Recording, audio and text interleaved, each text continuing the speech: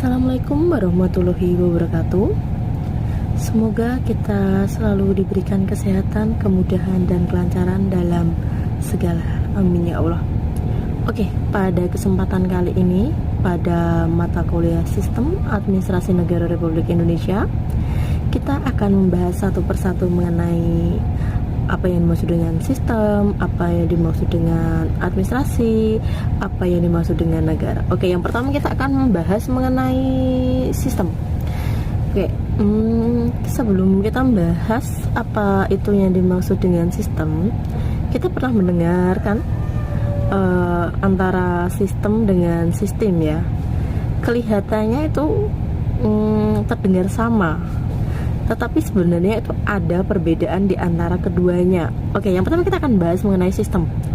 Oke, sistem itu diartikan sebagai perangkat unsur atau komponen yang digabungkan menjadi satu untuk mencapai tujuan tertentu.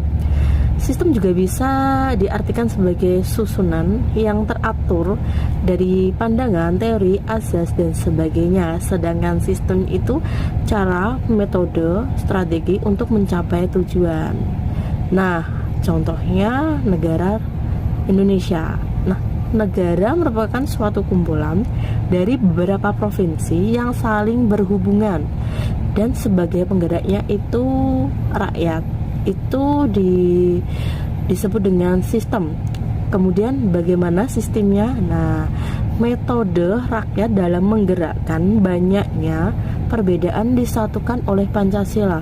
Kemudian beragamnya bahasa daerah itu disatukan dengan bahasa Persatuan Indonesia, yaitu bahasa Indonesia. Nah, sudah jelas kan apa yang dimaksud dengan sistem dengan sistem. Oke. Kemudian kita akan membahas mengenai administrasi. Nah, ada 5 unsur penting dalam administrasi. Yang pertama itu terdiri dari sekelompok orang. Kemudian setelah ada sekelompok orang ini, kemudian membentuk suatu kerjasama.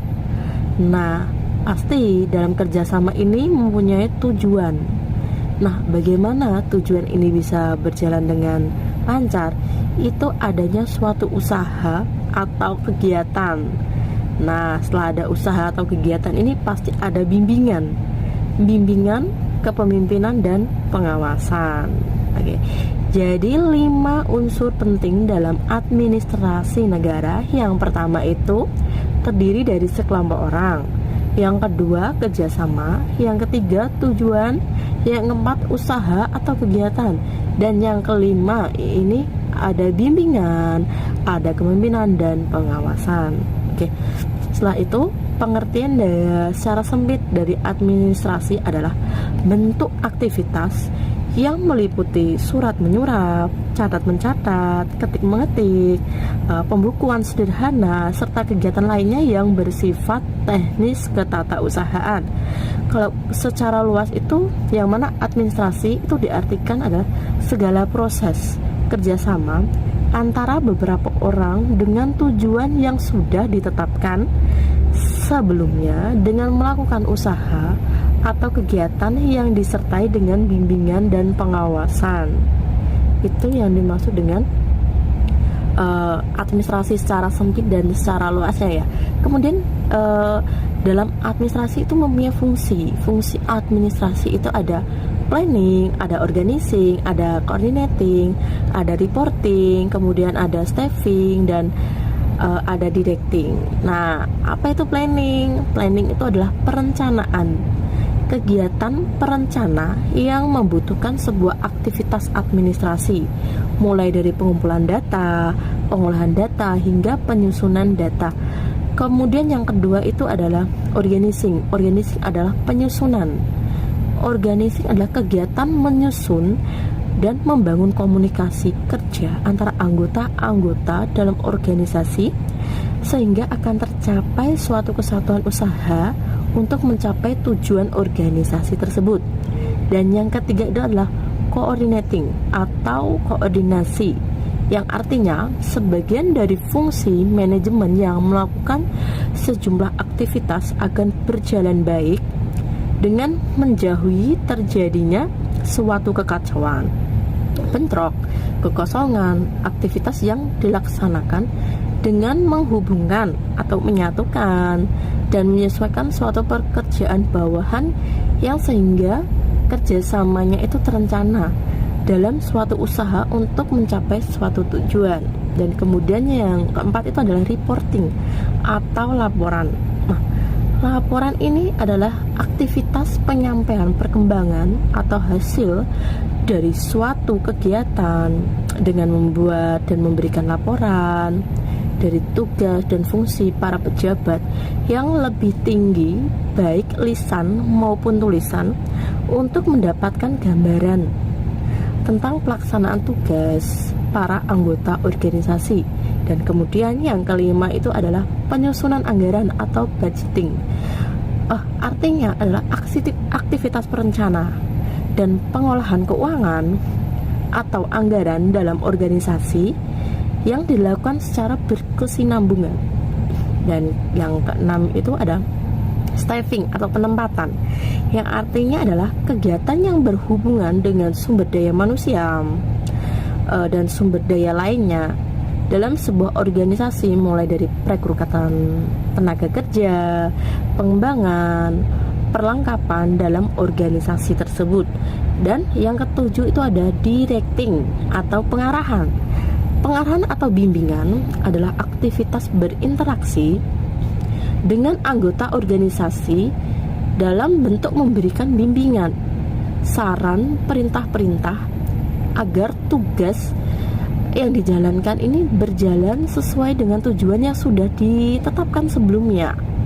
Seperti itu. Kemudian ada tujuan administrasi. Yang pertama itulah menyusun program usaha, kemudian mengevaluasi kegiatan organisasi, memantau aktivitas administrasi, dan kemudian memastikan keamanan kegiatan usaha. Dan sekarang kita akan membahas dengan negara. Apa itu yang dimaksud dengan negara? Negara itu adalah seperti organisasi dalam suatu wilayah yang mempunyai kekuasaan tertinggi yang sah dan ditaati oleh rakyat. Nah, itu yang dimaksud dengan negara, seperti sebuah organisasi ya. Terus kemudian ada unsur negara. Apa itu unsur negara? Yang pertama, rakyat atau jumlah penduduk. Rakyat merupakan unsur pertama dalam membentuk negara. Tanpa masyarakat, maka mustahil negara itu akan terbentuk, ya. Jadi rakyat atau penduduk ini adalah unsur pertama, unsur terpenting terbentuknya suatu negara. Kemudian yang kedua itu wilayah. Wilayah merupakan unsur yang kedua, karena dengan adanya wilayah yang didiami oleh manusia, negara akan terbentuk. Jika wilayah tersebut tidak ditempati secara permanen oleh manusia, mustahil akan membentuk suatu negara. Nah, setelah ada wilayah, kemudian itu ada pemerintahan. Apa itu yang dimaksud dengan pemerintahan? Nah, definisi pemerintahan secara luas dapat diartikan sebagai sekumpulan orang-orang yang mengelola kewenangan dan kebijakan dalam mengambil keputusan serta melaksanakan kepemimpinan dan koordinasi pemerintahan serta pembangunan masyarakat dan wilayahnya yang membentuk sebuah lembaga di mana mereka ditempatkan. Nah, dalam pemerintahan ini, jika rakyat telah siap dan wilayah yang ditempati memungkinkan untuk bernaung, maka yang tidak kalah pentingnya adalah pembentukan pemerintahan ini. Oke, yang ketiga ini mengenai pemerintahan, dan yang keempat ini adalah terdapat pengakuan dari negara lain. Nah, negara belum sempurna bila belum ada pengakuan dari negara lain. Pengakuan ini diperlukan guna mencegah terjadinya ancaman dari dalam atau kudeta atau campur tangan dari negara lain. Dan adanya pengakuan dari negara-negara lain akan membantu suatu negara untuk menjalin suatu kerjasama negara di berbagai bidang, ya, misalnya bidang ekonomi, politik, sosial budaya, pertahanan, dan keamanan. Oke. Kemudian fungsi negara.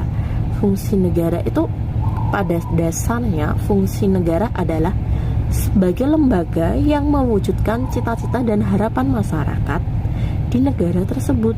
Nah, mengacu pengertian negara di atas, berikut ini adalah beberapa fungsi dari negara. Yang pertama adalah fungsi ketertiban dan keamanan. Nah, negara ini mengatur serta melaksanakan ketertiban dan keamanan dalam kehidupan bermasyarakat. Dengan begitu, maka kegiatan para warga negara dapat berlangsung dengan baik. Nah, kemudian yang kedua adalah fungsi kesejahteraan dan kemakmuran. Nah, negara mengupayakan kesejahteraan dan kemakmuran warga negara, khususnya di bidang ekonomi dan sosial. Dan yang ketiga ini adalah fungsi pertahanan. Negara mempertahankan dan menjaminkan kelangsungan hidup suatu bangsa dari berbagai ancaman, baik serangan dari dalam atau yang disebut dengan kudeta ya, maupun serangan dari luar atau invasi. Oke, yang keempat adalah fungsi penegakan keadilan. Negara harus menjamin keadilan sosial bagi seluruh warganya yang mencakup seluruh aspek kehidupan, mulai dari ideologi, ekonomi, sosial, budaya, politik, pertahanan, dan keamanan. Fungsi keadilan ini dilakukan cara penegakan hukum ya, melalui badan-badan peradilan di suatu negara.